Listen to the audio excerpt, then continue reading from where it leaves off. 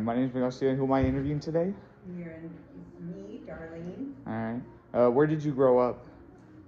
I was born in Albuquerque, New Mexico, Okay. and at 4 we moved to California because my dad was in college. I was raised by my parents and my German grandparents that immigrated here when I was 4. They lived with us for 8 years, so I spoke German before I spoke English. Oh. And then most of my schooling was in the Bay Area. I went to college at UC Davis, and then after college I got married and had my family and lived in the Central Valley. So. Okay. How would you describe the neighborhood where you lived? I think I was my bestie from high school at 55 years, we were just talking about life, and I didn't realize it then because I was a kid, but I felt like I lived in a really nice neighborhood. I mean, I didn't know it was a nice neighborhood, it was just my home. But I thought, yeah, I think we lived a privileged life and we didn't know it. But back in the 60s, I was able to, at kindergarten, I'd walk almost like a half mile to school. First, kindergarten through 8th grade, I went to one school. Yeah. And I walked to school every day and walked home every day and was totally suits. I know, isn't that unreal? I mean, I can't believe my parents let me do that, but everybody did it. So yeah. So we played out in the streets till dark time. We were always outdoors. Rode our bikes, and we'd walk all the way. When I was in junior high, we'd walk like a couple 3 miles downtown and go shopping in downtown Walnut Creek, like for the candy store. Yeah. So it was a good childhood. Okay. How did you and your family settle in Central Valley? Okay, so my dad was a college instructor in the Bay Area. He lived out his life in the Bay Area until his career in the Bay Area. So after UC Davis, I went to college at UC Davis. My ex-husband, the dad of my 2 kids, had a family business in Merced. No. They were Mayflower moving agents. And so I followed him to Merced and lived there, raised my kids there, lived there like 30 years. And then after my divorce, at that time I was working for Mervyn's, which I knew was about to go out of business. So I ended up taking a supervisor's position at Starbucks, which brought me to Madera. Okay. And so I lived another 20 years here in Madera, so thank you for that. That's what brought me to the Central Valley. Do you face any challenges like moving? By moving? No.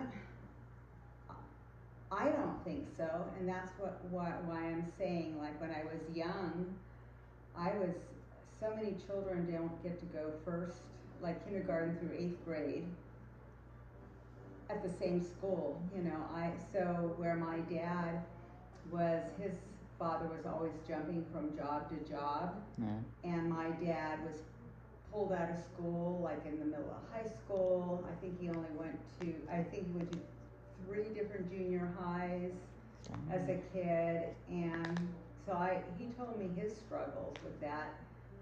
You have to let friends go. I had a best friend that was my friend through 8th grade, and then when I moved to Concord, where I went to high school, that's where I ended up making this best friend, who's still my friend today at 55 years. So I think, again, I lived a privileged life in being able to stay in one area for a longer period of time. And I didn't face some of the challenges that, like, children with military parents do that are moved around a lot. And yeah, so yeah. No, okay. Have you dealt with any problems with like health access? No. No. I haven't because my dad always had health insurance for us, and then the two careers like with Mervyn's and Starbucks afforded me the opportunity to carry good medical insurance. So no, I didn't. Did you ever experience any like barriers with getting jobs or anything?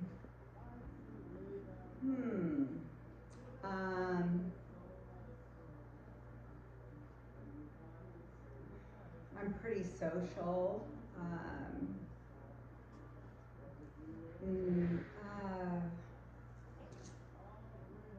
trying to think. Well, in my last 10 years after I left Starbucks, I've been kind of toying with the idea of jobs just because I'm bored and I'm still young enough. And I think now the issue is, in some of the for me it's been hard because I'm not techie at all. Oh, yeah. I'm one of those dinosaurs. So I have to literally sell myself and go in and talk to the managers. And they always, I mean, they don't tell me. I know they can't discriminate with my age, but I think that might be sometimes a factor in the younger management, you know, where I think they should go, well, this lady has life experiences and has had a lifetime of being a supervisor, or just she can offer something to our company. So I've went to a couple interviews and nothing came of it, but it wasn't like I needed a job. Okay. So yeah. How would you identify yourself, like ethnicity wise? I always mark Caucasian, and then if they are specific, I just say German, but yeah, just Caucasian. What do you remember about when you learned about your race, plus ethnicity? See, I never had to think of it. I grew up in a primary white community, and I remember going to Girl Scout camp one summer for 2 weeks, and I was in 5th grade, I guess, and my tent mate, she was a black girl, and I remember, and she became a close friend. So I never even thought of her different than me, but when we were playing, I noticed that although there were other ethnicities there, I felt that people were treating Carol different, her being black, and that's the first time I just noticed, wow, you know, what makes us different? We're just the same. So, and then in my whole high school, I only had one black person in our whole high school, and Concord, and he rocked it because he became our student body president, and everybody thought he was the coolest kid around. But again, he was kind of there, and I think he lived in an area where I don't know, most of our families came from families that treated ethnicity as not different. So I don't know if I answered the question. Yeah. I kind of get off track there. Yeah, that's fine. That's fine. Do you have any immediate family members who are doctors, lawyers, or any other professionals like that? What type of? Okay, so most of them are educators. So my dad was a college instructor. My daughter is a college instructor. I have my teaching credential and only substituted, so I did teach. Most of us are educators. There aren't. My German uncle in Germany was a dentist. And my great grandpa was an educator in Germany, and which I have a little funny story. I don't know if it's funny, but interesting story. So back then, for someone to have gone to college in the late 1800s, 1900s, was really big, and he was a high school instructor, and he insisted that all his children get a college education. He deemed that very important. And his son, his youngest son, my mom's uncle, he didn't want to go to college, so he shipped him off to the United States. Oh. He was like an Uncle Sturmy. He's like the black sheep of the family, but he ended up opening up a very became a popular restaurant in Chicago. So, but his dad always said, well, he should have had an education. The only reason what was he saying? Uncle Sturmy's, his restaurant's doing so well, he serves nothing but gangsters in Chicago. So, but anyway, so that's the story. But so most of them were educators, no lawyers, no doctors. Did anyone ever discourage you from pursuing a career? No, I did. My dad passed away this summer, and he and I did talk though. So I was expected to go to college, and I majored in German because I was fluent in German. And at the time, I thought I'd probably teach German. However, my passion, and I had argued with my parents, my German grandfather saved the money for my college education, so there was money there for me to go. But I really didn't want to go. I wanted to take the money and open a floral shop. I really like floral design and that kind of thing. So my mom really discouraged that, saying, oh, you can't make money doing something like that. So I've become a firm believer of following your passion. Still a gardening and floral design and all is still a passion. And so they encouraged me. And then my first husband really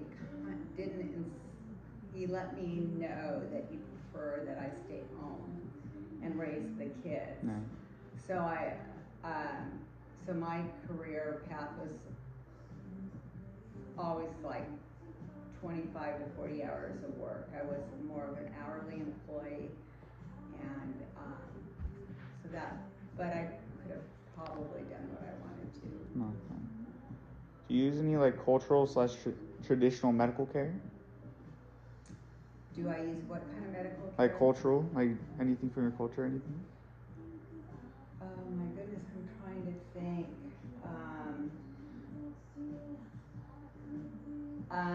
Well, in Germany, my grandma did both traditional medical care and holistic medicine. Yeah.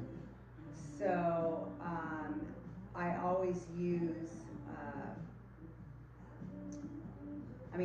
the traditional medicine that's given to me here, but I read about the holistic side of it. So as far as supplements and other things that I remember my grandma taught me, I kind of incorporate those with what the doctors tell me here in the United States. Yeah.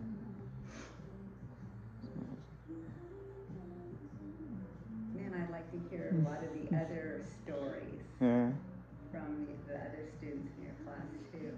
What are you considering your primary language now? Just English or still German? English, and when my mom was alive, we spoke German, and I still speak German fluently. Went back to Germany in 2010 and was rusty, but it's kind of like riding a bike. Yeah, all of a sudden just it learn. just comes back. Yeah. Okay. Do you still go back to Germany often, or 2010 was the last time? 2010 was the last time. Okay. But after junior high, my grandparents, who had lived with us for 8 years, went back to Germany.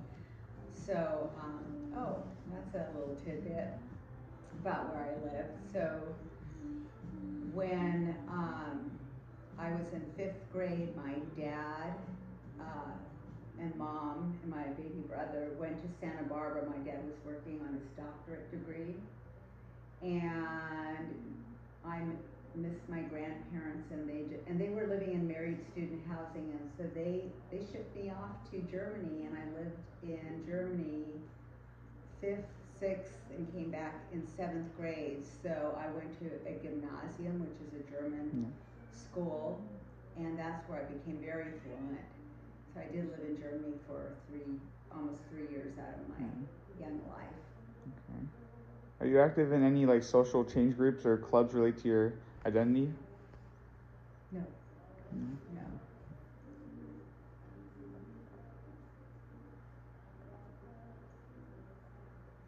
Yeah, that's it. Okay, I was gonna make a joke. It's like, I remember working at Mervyn's a lot, and I'd be flipping. My supervisor goes, "Darling, don't do stupid stuff like that." So the Hispanic population, they'd come in and they'd go, habla español, and I'm going, no, but I speak German. And they're gonna like look at me. But cultural wise, I wonder if there's even like German type clubs. I never even thought of that. German, I don't know. I feel like no one really thinks about. I feel like school is just like mostly just 2 languages, either French or Spanish there. I was gonna ask you, is that what it is now? Yeah, I think so. Yeah, I think it's mostly just those two. Yeah. In my high school, we had German, French, Spanish. Yeah, I guess they don't have German as much. Not really. Is she bothering you? That's okay. Okay, yeah. Did you just take Spanish, or did you? I mostly just took Spanish. Yeah. Yeah, it's like an easy A. Yeah, right? yeah, most of the time, yeah. Yeah, well, that's how I took German. It was like, but at Davis, it was interesting.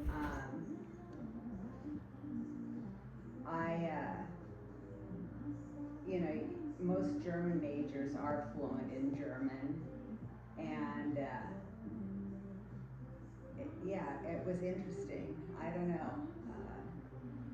Again, I was doing it just because at Davis it was like an easy A for me, and I really rather have done the floral type thing. Well, I mean, your garden looks pretty nice, or your backyard looks pretty nice now. It used to be more when Donnie and I did it together.